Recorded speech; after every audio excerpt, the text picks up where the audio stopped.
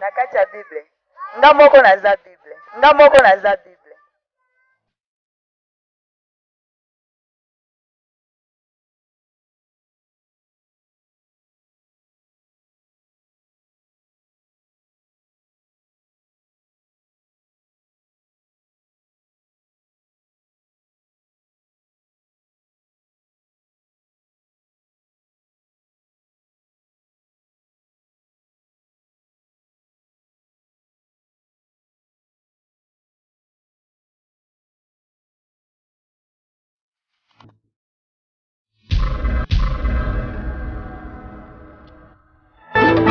Vouloir plaire à Dieu aux hommes. Et si comme dans le bio dans la jeté, au raté jour la visitation nayo. Je sais combien la souffrance est douloureuse, mais une bonne nouvelle, les serpents de rage Jésus-Christ s'est élevé. Regardez vers lui, il a la réponse à toutes tes questions. Oh oui, la solution à toujours des problèmes qui tournent vers lui, regarde, le visage rayonné de gloire. L'obéissance vaut mieux que le sacrifice. Acte d'action nayo. Sika esu akolola na bomoi nayo.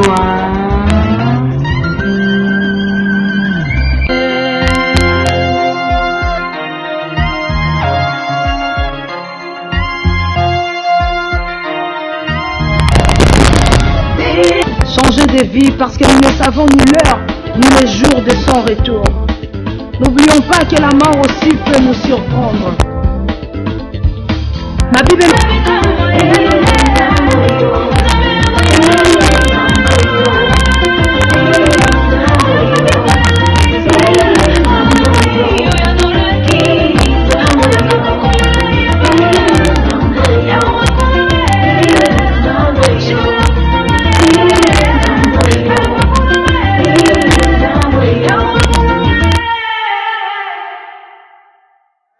Dimanche na bayeba surtout balingaka le Nazaréen pe le Nazaréen elingaka bango mingi na ete bozali ya ebele ya kosakana te bozali kolanda l'homme de Dieu, l'homme à la dernière flèche du carrosse de Jésus-Christ, frère Abiri na kati ya le Nazaréen na émission monene oyo toyebaka kotambola partout dans le monde sika kaka lolenge bozolanda na bilili tozali na kati ya commune ya Limete. Le Nazaréen ezali wana partout dans le monde, na Afrique, na Europe, na Asie, partout bozali kolanda biso. S'il s'agit poto kita poto dans la kozaba information, tozali wana disponible. Na wana peuple de Dieu, le loto ko parler na sujet moko très capital, na ete le Nazaréen ezali wana, ezali chaîne chrétienne oyo édifiaka peuple de Dieu. Yango wana na kosenga na yo.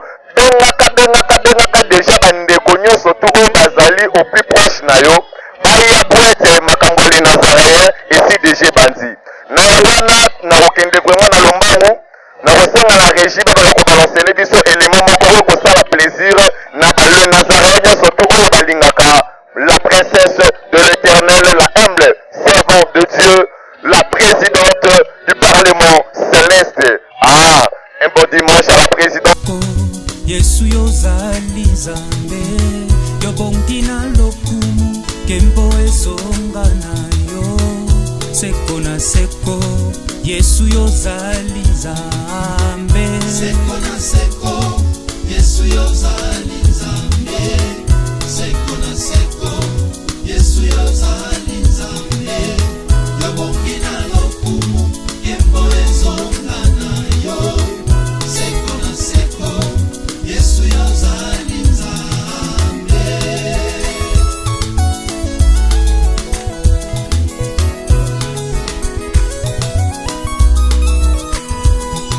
Merci beaucoup na bandeko nyonso to bazalaki na sima ya régie pe ba oyo babandi kolanda biso tikete Nzambe apambola bino na dete élément oyo esali plaisir mingi na Jansi Makesa oyo azali ingénieur monene na kati ya le Nazaréen JP Diongi tobosante na sima ya régie tikete Nzambe apambola biso nyonso tu. Sujet très important na biso ya mokolo ya lelo ezali koyeba na kati ya Bible tozalaka na combien de ministères. Toyebi te tozalaka na combien de ministères. Esiko ozali nayebi te bato bazana mpe pene na yo bandaka déjà kotuna bango ozwa réponse okorépondre biso kaka na banimero oyo ezalaka affiché na se ya écran na yo. Tozalaka na combien de ministères ebele basambelaka mais ayebi te ntango mosusu soki paster na ye azalaka na kati ya ministère nini. Na yango wana peuple de Dieu tokosolola na mutu moko epuis tokozonga na kati na émission na biso tolanda. Bonjour papa. Bonjour. Et bon dimanche papa, bien habillé, hein, c'est vraiment remonant. Merci pareillement. Ok papa nangai, mutu nezali te toko koyeba tozalaka na combien de ministères na kati ya vie chrétienne? La vie chrétienne, combien de ministères? Pasteur Nabino azalaka na ministère nini? Pasteur Nabiso, toi la seul ministère de Jésus-Christ. Aza 5 ministères. Seul ministère simple de Jésus-Christ. Seul ministère simple de Jésus-Christ.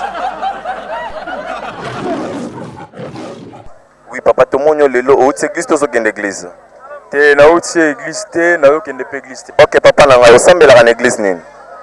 Bonga na sambela na église te, naza na religion na lisanga ya vuvamu. Na sangana na bato vuvamu, na sambela na vuvamu. Ok. Merci bien papa nanga tozalaka na combien de ministères?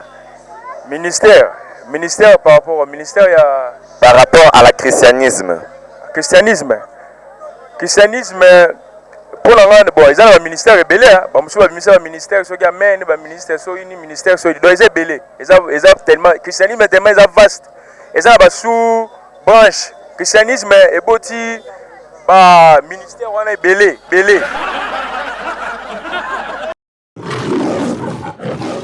Bonjour papa. Bonjour. Papa nangai le lesa dimanche au église to sokende église. Na sokende église. OK papa nangai na kombo nani? Kombo frère Bavon. OK frère Bavon to ko koyeba na kati ya Bible to zalaka na combien de ministères? Na kati ya Bible to zalaka na 8 ministères hein. 8 ministères hein.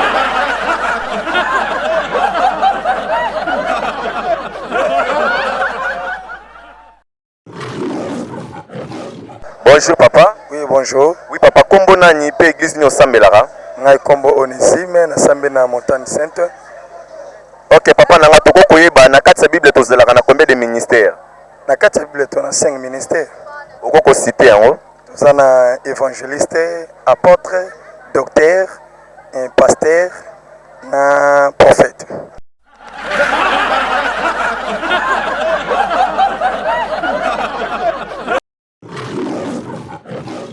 Bonjour papa, kombo nani? Kombo na ngai ya Nixon da Formule. OK monsieur Formule toko koyeba osambelaka na église nini? Ngai na sambelaka na église missioni CAC. OK papa nanga toko koyeba toalaka na combien de ministères na kati ya Bible? Combien de ministères na kati ya Bible? Bon normalement ministère eza po on doit moko pour nyonso ezoteka liloba na Nzambe esaka musala moko. Liloba na Nzambe esaka musala moko.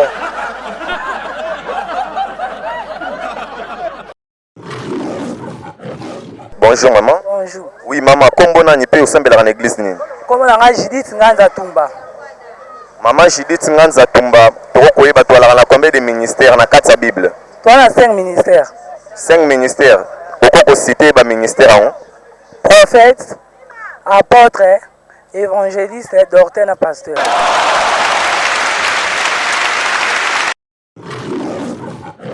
Bonjour papa, kombo nani po sambelaka na église nini? Kombo na Antonio na sambelaka catholique. OK papa nanga Antonio toko koyeba toalaka na combien de ministères? Combien de ministères? Ah. Mais Bible a un ministère de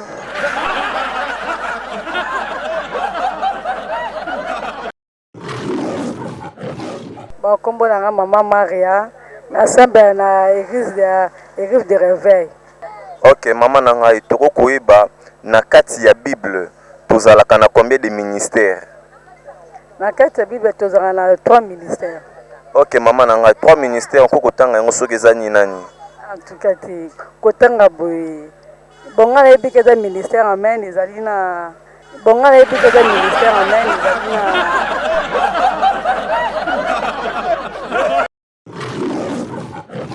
Bonjour. Bonjour. Oui, papa, tu as kombo na nipo sambela ka église nini? Comme on a évangéliste Moïse, nous sommes na Assemblée de Jésus-Christ pour le salut des âmes. Ok, papa, nanga itoko koyeba na kati ya Bible tozalaka na combien de ministères? Toi, na 5 ministères. Ok, papa, okoko cité yango. Toi, na ministère prophétique, pastoral, doctorat, évangélique, na apostolat.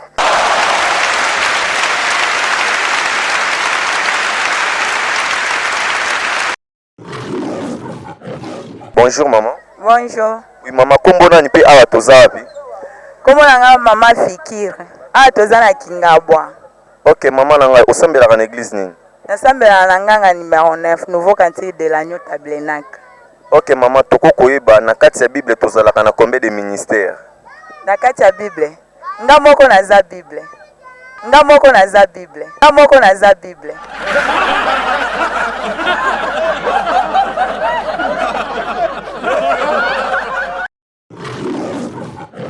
Bonjour maman. Kombo nani pozo sambela na église nini? Kombo nanga Judith nasambela na Jefikor. Ok maman nanga toko koyeba na kati ya Bible tozalaka na combien de ministères? Moi père je ne sais pas. Moi père je ne sais pas.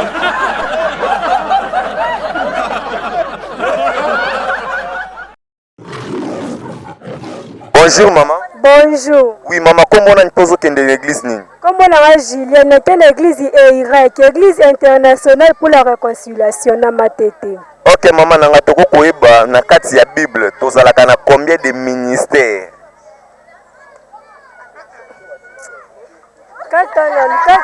Katana. Na kati ya église toza na plusieurs sortes de ministères. Citez-les. Toza na ministère, pardon.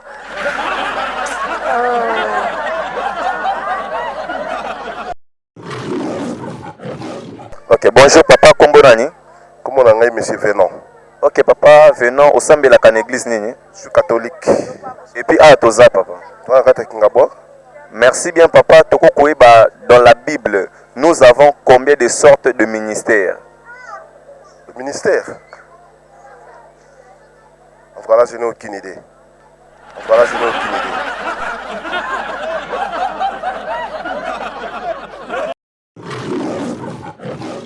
Bonjour maman.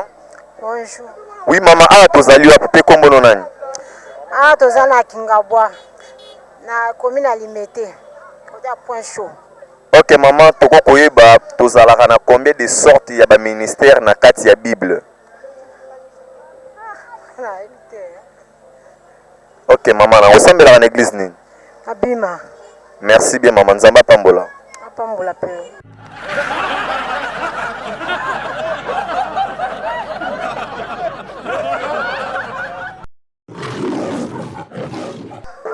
Ok, bonjour maman, kombo nani?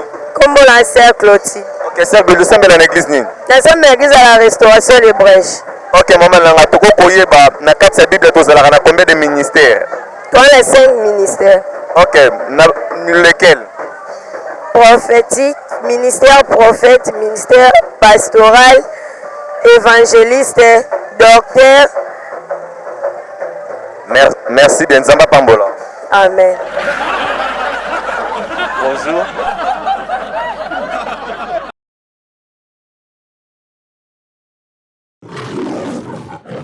Oui papa, comment on peut où église nini? Kombo nanga frère Igo na uti na église la restauration des brèches. Ok, toza na Kingabwa sur Kulumba.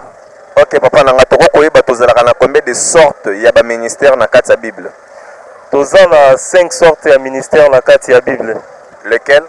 Toza na ministère pastoral, ministère évangélique, ministère prophétique, et toza na ministère doctoral. Merci bien, bon dimanche. Merci.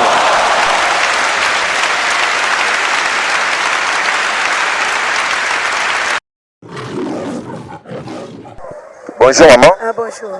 Oui maman, ah toza la commune pe kombo nani? Kombo nanga maman de toza na commune Limete quartier Kingabwa. OK maman nanga toko koyeba toza na combien de sortes ya ministère? Bon, na yebite mais toza na rédaction de prêche.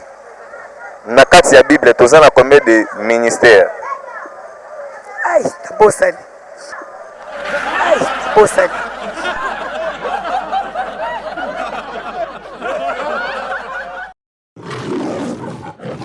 Oui maman, toko koyeba kombo nani pe osambela na église pe to na commune nini?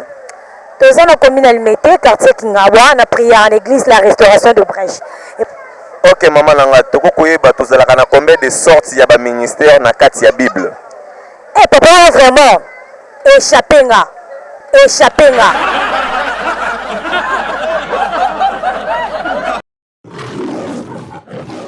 Bonjour maman. Bonjour papa.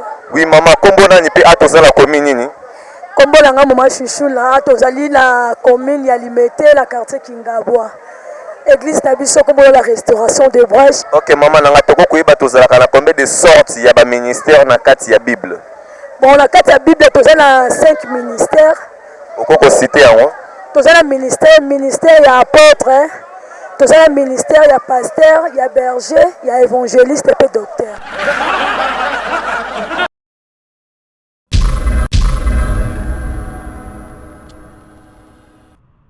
Tina Yesu libala ya basantu, libala ya bana na nzambe, libala ya solo ya basali na nzambe. Dans le mariage, 1 plus 1 égale 1. Connais-toi toi-même, connais-tu ton mari, connais-tu ta femme? Haha, bien-aimé dans les Seigneurs, Maranatha ministère d'intercession et de restauration de famille organise sa première édition des lauréats 2015. De meilleurs couples de serviteurs de Dieu. Mama et Souka Yamasolo Katina Bonzambe. Ça c'est pour vous, le couple serviteur de Dieu vivant. Que ce soit couple pastoral, Bokombaka, église Nankolo. Tous les couples de serviteurs de Dieu partout dans le monde sont invités à participer car il y a des prix à gagner. Pour votre information, couple numéro 10 aura comme cadeau découvert Ya.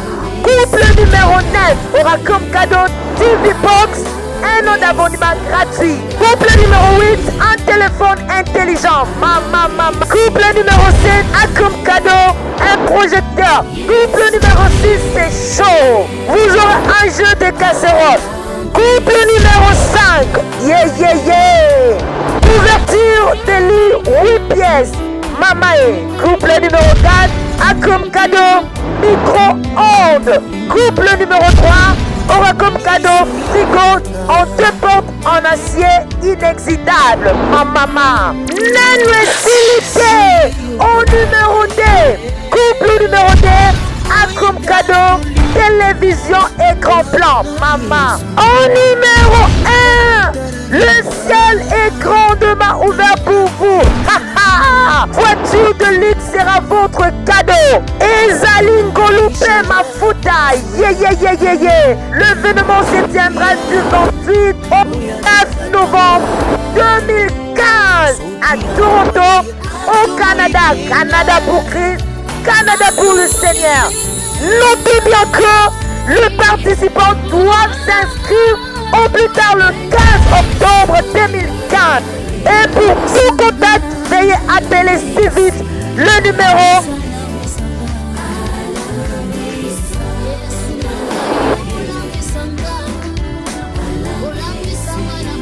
Participez pour obimisa couple na yo meilleur couple ya basali na Nzambe na édition ya 2015 à de vous car les places sont limitées.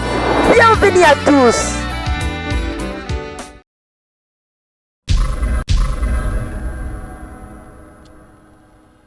Merci beaucoup peuple de Dieu. Wana bouti kolanda ba réponse ya peuple de Dieu okoyo kibino moko na surbia bolandi bata ba église catholique bata ba église ba religieux pe ba professeur lolenge na lolenge. Mais esali vraiment pas si mingi na motema kotala ba pasteur na biso bazotalisa batu kotia ba offrande ba révélation ebele mais pona ko enrichir pe mémoire ya peuple de Diango mawa bino moko botali tikete nzambe apambola bino baeba surtout bolingaka nzambe mingi mais le Nazaréen ekosenga na bino bokolisa pe bo approfondir encore connaissance parce que peuple de Dieu esengeli bazala bato moko bayebi liloba ya nzambe lolenge Bible zolobe te mon peuple périt faute de connaissance tikete nzambe apambola baeba surtout balingaka le Nazaréen tokomi na suka ya émission na biso o esalaki plaisir na baeba surtout balingaka le Nazaréen na ebiete bolingaka biso mingi pe biso pe tolingaka bino mingi na yango wana nzambe apambola biso nyonso tu na pesi merci mingi na la princesse de l'Éternel, la humble servante de Dieu, la présidente du Parlement céleste. Que Dieu lui bénisse, la sœur Tiffany Mokwa. Sokozomona bamakambu ndenge salema kaka lolenge bozomona, c'est grâce à elle et grâce à Dieu. Zambe apambolae. Je dis un grand merci na Tezi Iolo. Je dis un grand merci encore na staff technique mobile double brassard Jansi Makesa, JP Dionge na sima ya caméra. Ticket Nzambe apambola biso. Tozongisi micro rapidement et pas à notre pasteur Vincent Ma.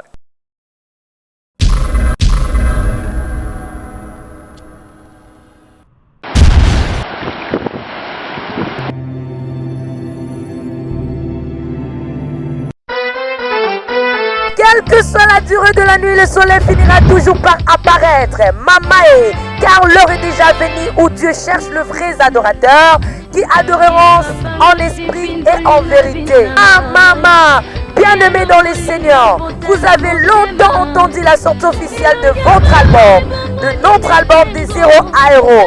Maintenant, le ciel est grandement ouvert pour vous offrir sa bénédiction qui est ce nouvel album qui contient 6 titres que vous allez beaucoup aimer avec la princesse de l'Éternel, la sœur Tiffany Mokwa, la humble servante de l'Éternel. Bien-aimés dans le Seigneur, retenez que nous avons comme chanson les chiens que n'est pas la fête. Tuka Ezali Soukate, Likamo et Sukisayo, Ezali Soukate, la chanson inspirée du ciel. Signe de référence. Oza Elemo, Toza Bilemo, Bozali Bilemo Kati na Nkolo Yesu Masia. Tonga Pelokole, Tonga Ekomi, Tango Ekomi Ebelemi na porte na yo. Jésus veut te visiter. Yesu de Nzambe, la chanson Yesu de Nzambe avec la princesse de l'Éternel, la sœur Tiffany Mokwa. Yesu atikali na kaka bisika fandi aza kokota na ngwende na ye. Jésus mon amour, la chanson Jésus mon amour, c'est pour vous bien-aimés dans le Seigneur. Molingonayo Yesu Masia. Et enfin, l'abondance du cœur. C'est pour très bientôt votre album des 0 à Héros avec la princesse de l'Éternel, la humble servante de Dieu, la sœur Tiffany Mokwa. Bien-aimés dans le Seigneur, c'est déjà en ligne votre album de 0 à Héros. Pour tout contact, veuillez appeler le 0033 64 67 87 037. Vous serez servi de cet album. Que Dieu vous bénisse car le ciel est grandement ouvert.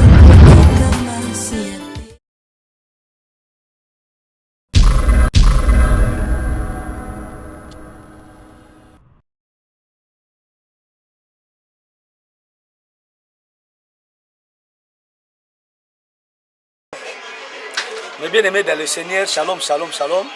Je crois que vous avez suivi l'interview Oyo Ndeko Aoutuko Sala na site Namdo Boningaka Mingi.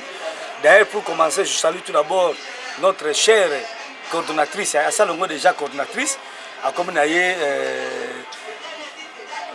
Binomo Boyvigat, à Komina, à Komi présidente, il y a Parlement Céleste. Maintenant, je suis la cheftaine, il y a Parlement Céleste parce que ma présidente, ma présidente, ma zébélé, elle m'a dit que Gablon est président. Je suis moi, président. Alors, il y a vraiment notre coordonnatrice, la cheftaine, il y a Parlement Céleste. Nous avons pas une opportunité. Il y a des gens qui ont été éclairés. vous avez quand même écouté ma réponse ya tina ya ba ministère oyo esali bulu yeke na bato mingi bilomo bolandi bato ko expliquer te ministère ezani musa zotanga ke ye moko aza ministère mususu alobi ke kokende mabondeli yango nde ministère mususu alobi ke tozala ba ministère ebele tozala ministère amen tozala ministère amen de victoire tozala ministère ya vallée de Bereka vraiment ozomona ke bapeuple bazali mal enseigné yango tolobaki bato mingi bazozala lifelo mais na l'église moto asa na église azaka kose base na bamiracle batombe banini mais bato bazali mal enseigné. Or ministère ezali eloko oyo nzambe azopesa mutu apesi mutu abengi na ministère mpe nzambe akomisi ye mosali na ye donc mutu oyo azwi ministère akomi ministre de Dieu nzambe ati ye mise à part mpo asalela ye voilà ministère nde yango wana église ezalaka ministère te église ezali ensemble de saints nde nabaki la fois passé est-ce que bato oyo babikisami baza koyangana mpona koglorifie nkolo mpona koadore nzambe na bango mais lelo baéglise ekomi baministère ekomi tozo comprendre te vraiment bulu yeke ezali ozomona ke bato mingi baza mpena mal enseigné toza na combien de sortes ya ministère toza na 5 sortes ya ministère 5 seulement toza na premièrement ministère évangéliste na koexplike yango après toza na ministère ya pasteur toza na ministère ya docteur toza na ministère ya apôtre et puis toza na ministère ya prophète. Voilà les 5 ministères oyo nzambe abengelaka yango batu oyo baza kokoma baministre ya nzambe na koexplike bino badifférent rôle oyo baministère ezosala soki nzambe abengi moto apesi ye ministère tokobanda liboso ya évangéliste. Ministère ya évangéliste ezali moto oyo azalaka na moto mingi mpona kopalanganisa sango malamu mpe mpona koganye baame donc évangéliste azali spécialiste ya koganye baame c'est un gagneur d'âme. Évangéliste aza lokola commando ya nkolo bisika oyo bato mosusu bakokota te évangéliste ayiki koya ateyi bamateyi oyo ya faya oyo ya sho etuti mitema bato bandimeli nkolo eswasi ya epuis mosala na ye esuki wana donc évangéliste azali commando ya lola mpona koteya sango malamu la bonne nouvelle mpona koconvertir bato mosala na ye esuki wana yango monaka évangéliste azalaka motu moko oyo nzambe atilisaka ye puissamment eza ministère moko ya charismatique il faut moto azala charismatique. Voilà le rôle de l'évangéliste. Toleki na bapasteur babato ya douceur bango baza kopetre babrebi ya nkolo mais wapi na église soko ti pasteur aévangélise na libanda akoka pena te parce que ça terrain na ye te ye terrain na ye na église bato bafandi babalingaka komona nati cravate bandeko bandeko balinga mikati na nkolo nzambe azali mojalisi tala omoni koloba ya pasteur donc même ata koloba ya pasteur na évangéliste même na kota biyema eza ndenge moko te pasteur ataka mwa classique moto moko boye azala badiscipline moko boye omona kola mwana mpate moko boye mais évangéliste chaud omona okitamsi kodute la conversion na ye omona za motu moko otie atie mais pasteur azaka motu moko abikitaka même ata palo bofasi ma motema omoni nzambe alingi bino bilo mwa ndenge wana et puis pasteur aza enseignant mais dans l'église na kati église pour paître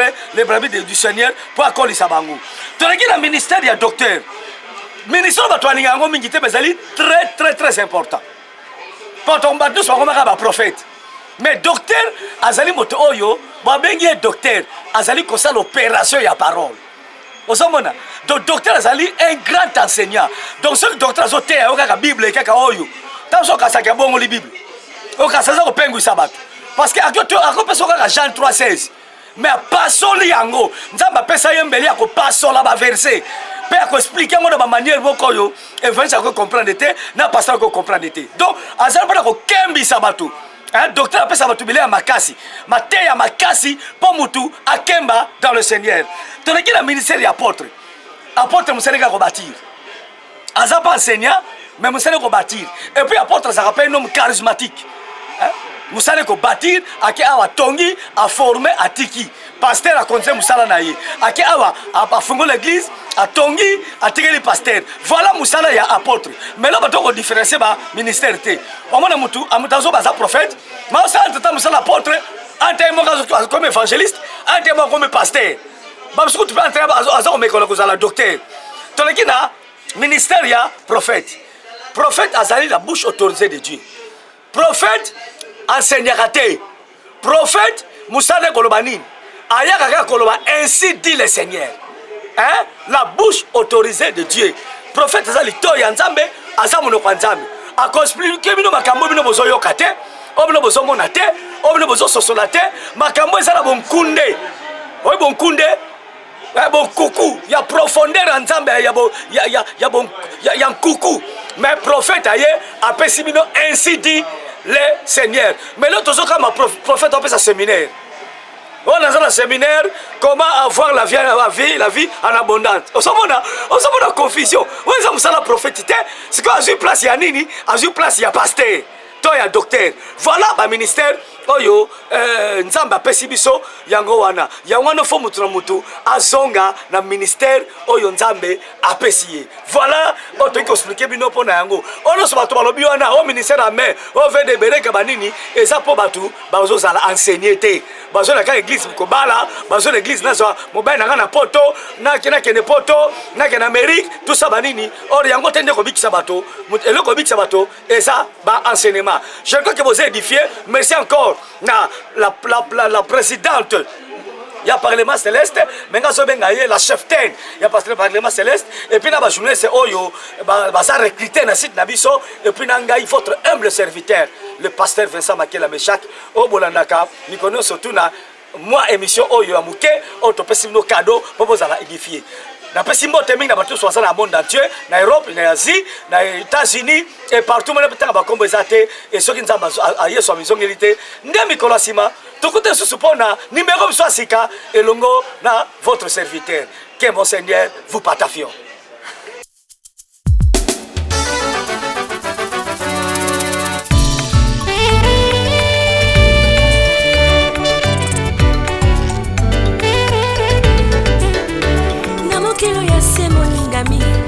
babangaka babunga na mokilo ya se moningami batosaka bato ba moyen miso moto monaka mola yite miso moto monaka mola yite emonaka o ezali pembeni or tout ce qui brille n'est pas de l'or or tout ce qui brille n'est pas de l'or